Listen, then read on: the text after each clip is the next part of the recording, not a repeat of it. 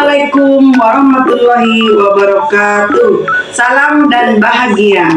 Pada kesempatan kali ini, saya Lindawati Batubara, SPDSD, CGP Angkatan 11, Kabupaten Padang Lawas Utara, Unit Kerja SDN 1011 10 Gunung Tua. Saya akan mewawancarai 2 orang kepala sekolah terkait bagaimana cara pengambilan keputusan jika mereka menghadapi masalah dilema etika. Yang pertama adalah kepala sekolah saya sendiri, SDN 1011 10 Gunung Tua, yaitu Ibu Lendahari Harhab SPD. Yang kedua, kepala sekolah SDN 10 10 80 Gunung Tua, yaitu Ibu Mas Nurilan Harhab SPD MSI. Selamat menyaksikan. Assalamualaikum warahmatullahi wabarakatuh. Waalaikumsalam warahmatullahi wabarakatuh. Ya, selamat pagi nih Bu. Pagi, Apa kabarnya Bu? alhamdulillah sehat. Iya Bu, ini Bu, saya ini Bu mohon maaf sebentar kepada Ibu ya, mengganggu waktu Ibu karena saya mendapat tugas dari pendidikan guru penggerak bahwa kami ada tugas demonstrasi kontekstual pendidikan guru penggerak terkait mewawancarai kepala sekolah untuk membagi pengalaman Ibu selama ini dalam mengambil keputusan terkait kasus-kasus dilematika atau bujukan moral. Jadi saya mau minta maaf mengganggu Ibu sebentar ya Bu. Oke, nggak apa-apa. Jadi nanti Bu ada beberapa pertanyaan yang ingin saya ajukan. Mudah-mudahan Ibu berkenan untuk berbagi pengalaman kepada saya. Bu, Terima kasih. pertanyaan yang pertama ya Bu, selama ini bagaimana Ibu dapat mengidentifikasi kasus-kasus yang merupakan dilema atau bujukan moral di sekolah kita Bu? Ya, begini ya. Yang pertama sekali kita lihat dulu kasusnya. Apakah kasus itu terkait dengan ranah hukum? Kalau dia berkaitan dengan ranah hukum, berarti itu bujukan normal. Tetapi kalau tidak berkaitan dengan ranah hukum atau itu dilema etika, apalagi nampaknya sama-sama benar, sudah dipastikan bahwa itu dilema etika. Itulah kira-kira yang biasa saya lakukan atau saya perbuat untuk kasus-kasus kalau ada di sekolah kita ini. Oke Bu, terima kasih. Pertanyaan yang kedua ya Bu, tadi berarti Bu mengidentifikasi dulu ya Bu masalahnya ya Bu. Kemudian yang kedua Bu, selama ini bagaimana Ibu menjalankan keputusan di sekolah, terutama untuk kasus-kasus di mana ada 2 kepentingan yang sama-sama benar atau sama-sama mengandung nilai kebajikan. Ya, selama ini yang saya perbuat adalah di dalam mengambil sebuah keputusan itu, terlebih dahulu saya mengutamakan kepentingan bersama.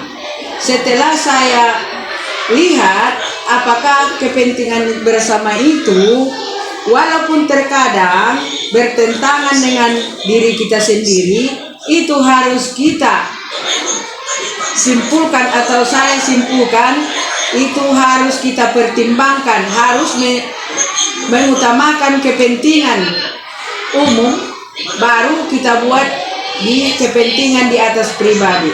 Kira-kira demikianlah, harus duluan kita pertimbangkan masalah-masalah itu, baru kita ambil kesimpulan. Jangan kita membuat, walaupun salah seorang itu harus kita pertimbangkan untuk membuat kesepakatan supaya jangan ada salah satu yang tersakiti. Kira-kira demikian. Iya Bu, ya Bu, benar ya Bu. Jadi kita utamakan kepentingan umum begitu ya Bu. Jadi yang ketiga ya Bu, langkah-langkah atau prosedur apa yang biasa Ibu lakukan selama ini Bu?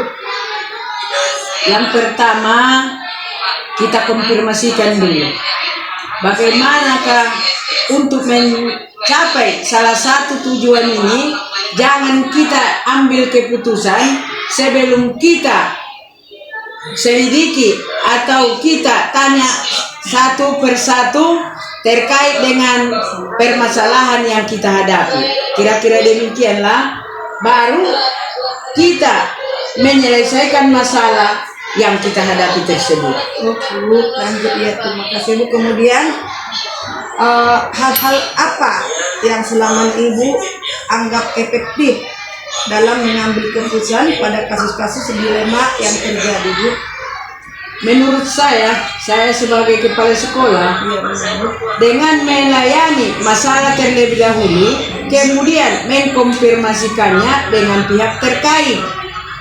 Kemudian lebih perlu kita dapat meminta saran masukan, baik dia dari teman kita atau guru lain maupun pihak yang lain yang berkaitan dengan masalah tersebut, barulah kita ambil kesimpulan yang tidak merugikan salah satu pihak yang kita atau yang ada masalahnya tersebut. Iya.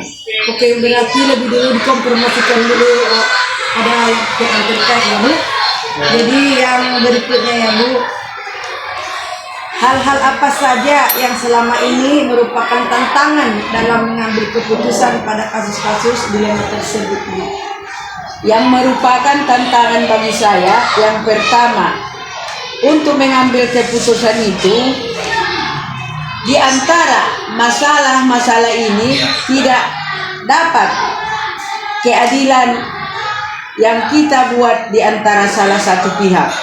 Jadi saya bukan orang yang suka menunda-nunda atau memadam masalah berlarut-larut. Jika bisa diselesaikan secepatnya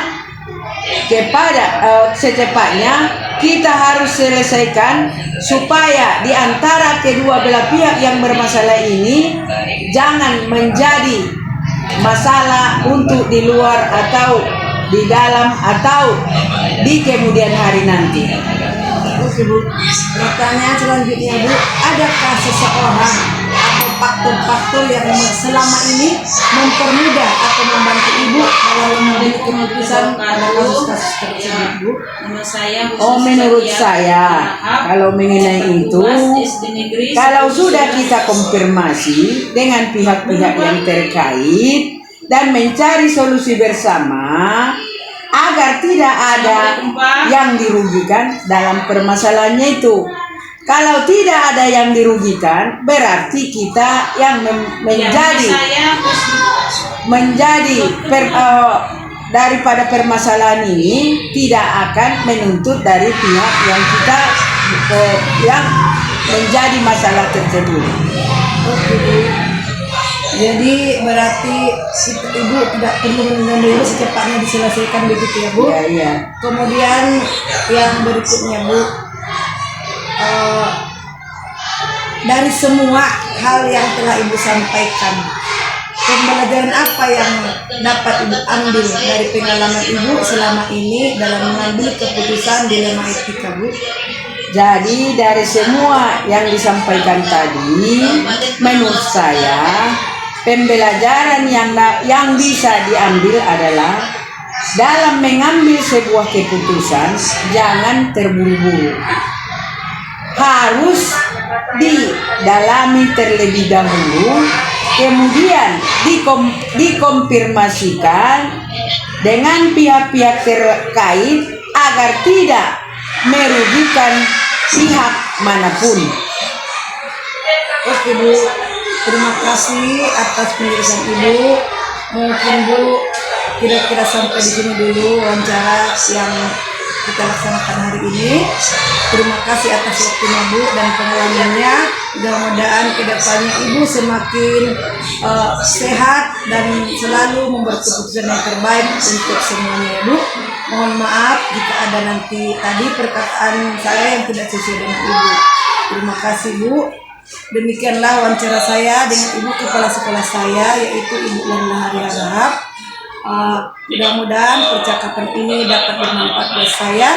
Sekian saja perbincangan ini, saya iri dengan ucapan Wassalamualaikum warahmatullahi wabarakatuh. Waalaikumsalam warahmatullahi wabarakatuh.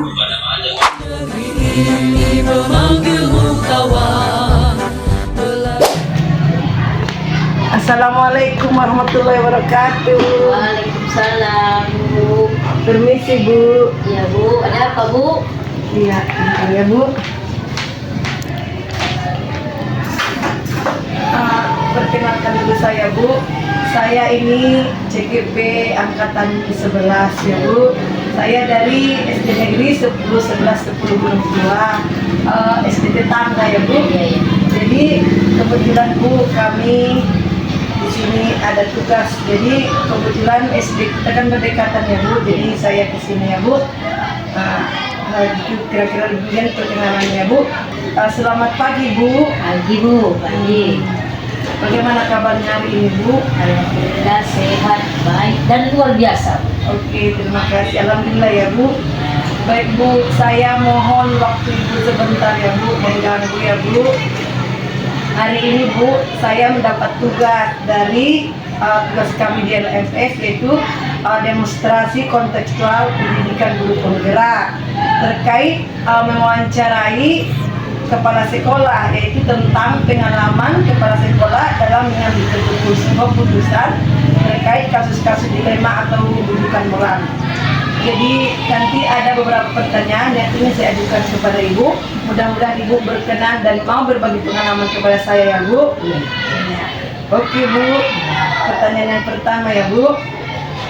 Selama ini bagaimana Ibu dapat mengidentifikasi kasus-kasus yang merupakan dilema etika atau rujukan moral? Begitu Bu. Biasanya saya lihat di kasusnya apa. Kalau kasusnya berkaitan dengan ranah hukum, berarti itu bukan moral ya Bu. Tetapi kalau kasusnya tidak berkaitan dengan ranah hukum, berarti itu dilema etika. Apalagi dampaknya sama-sama benar, sudah dipastikan bahwa itu dilema etika. Ya, begitu ya Bu. Jadi kasusnya diteliti dulu gitu ya Bu ya. Kemudian yang kedua Bu, selama ini bagaimana Ibu menjalankan pengambilan keputusan di sekolah, terutama untuk kasus-kasus di mana ada dua kepentingan yang sama-sama benar atau sama-sama mengandung nilai-nilai kebajikan? Ya, selama ini dalam mengambil sebuah keputusan, saya selalu mengutamakan kepentingan bersama, walaupun terkadang bertentangan dengan diri kita. Oke ya Bu, berarti mengutamakan kepentingan bersama begitu ya Bu. Kemudian pertanyaan yang berikutnya ya Bu, langkah-langkah atau prosedur seperti apa yang bisa Ibu lakukan dalam mengambil keputusan selama ini Bu? Ya, langkah-langkah yang selama ini saya lakukan dalam mengambil sebuah keputusan, mempelajari masalahnya dulu terlebih dahulu, baru mengkonfirmasi masalah tersebut dengan pihak terkait, meminta saran ataupun masukan dari beberapa orang yang saya anggap mampu menyelesaikan masalah yang saya hadapi. Oke Bu, berarti mempelajari masalah tersebut dulu ya Bu ya. Kemudian pertanyaan berikutnya Bu, yang keempat, hal-hal apa saja selama ini yang Ibu anggap efektif dalam pengambilan keputusan pada kasus-kasus dilema tersebut? Ya, menurut saya Bu, dengan mengalami masalah tersebut dahulu, mendalaminya terlebih dahulu, kemudian mengkomunikasikannya dengan pihak terkait. Bila perlu, kita dapat meminta saran ataupun masukan dari teman-teman sesama kepala sekolah itu yang mungkin pernah mengalami hal yang sama, sehingga kita dapat mengambil keputusan yang tidak merugikan pihak manapun. Oke Bu. Ya, pertanyaan selanjutnya ya Bu, hal-hal apa saja yang selama ini merupakan tantangan dalam pengambilan keputusan pada kasus-kasus dilema etika tersebut Bu? Ya, yang merupakan tantangan di sini adalah bagaimana kita membuat keputusan yang adil. Dan saya bukan orang yang suka menunda-nunda ya Bu, memendam permasalahan berlalu. Jika diselesaikan secepatnya, kenapa harus tunda? Tetapi kembali kepada kasusnya juga seperti itu. Oh ya, berarti kasusnya segera diselesaikan begitulah ya Bu ya. Kemudian pertanyaan berikutnya Bu, adakah seseorang atau faktor-faktor apa yang selama ini mempermudah atau membantu Ibu dalam pengambilan keputusan dalam kasus-kasus dilema etika tersebut? Menurut saya ada, yaitu dengan berkomunikasi dengan pihak-pihak terkait dan mencari solusi bersama agar tidak ada yang dirugikan dalam penyelesaian. Oke Bu, pertanyaan selanjutnya ya Bu. Ini mungkin pertanyaan yang terakhir ya Bu. Ya. Dari semua hal yang telah disampaikan, pembelajaran apa yang dapat Ibu ambil dari pengalaman Ibu selama ini mengambil keputusan di dalam etika? Dari semua yang sudah disampaikan tadi, menurut saya pembelajaran yang bisa diambil adalah dalam mengambil sebuah keputusan, jangan terburu-buru, harus didalami terlebih dahulu, kemudian dikomunikasikan dengan pihak-pihak terkait agar tidak merugikan pihak manapun. Baik Bu, alhamdulillah proses wawancara hari ini telah selesai ya Bu. Terima kasih atas waktunya Bu dan pengalamannya dalam berbagi ya Bu. Mudah-mudahan Ibu kedepannya tetap sehat, bertambah rezekinya, sukses dalam menangani segala masalah ya Bu. Mohon maaf jika ada kata-kata saya yang tidak berkenan di hati Ibu ya Bu. Terima kasih sekali lagi ya Bu. Kemudian demikianlah wawancara saya terhadap Ibu Kepala Sekolah SD Negeri 1080 dengan Ibu Mas Nurilan Harahap. Kepada Ibu, ya terima kasih Bu atas waktunya ya Bu. Saya akhiri wawancara ini dengan ucapan wassalamualaikum warahmatullahi wabarakatuh. Bergerak berbagi untuk negeri, guru penggerak majukan pendidikan, guru penggerak menghamba pada murid, kreatif rancang pembelajaran, hargai potensi tingkatkan prestasi, lahirkan profil pelajar Pancasila, belajar bergerak berbagi untuk negeri, kita menjalin kolaborasi, belajar bergerak berbagi untuk negeri, demi bakti pada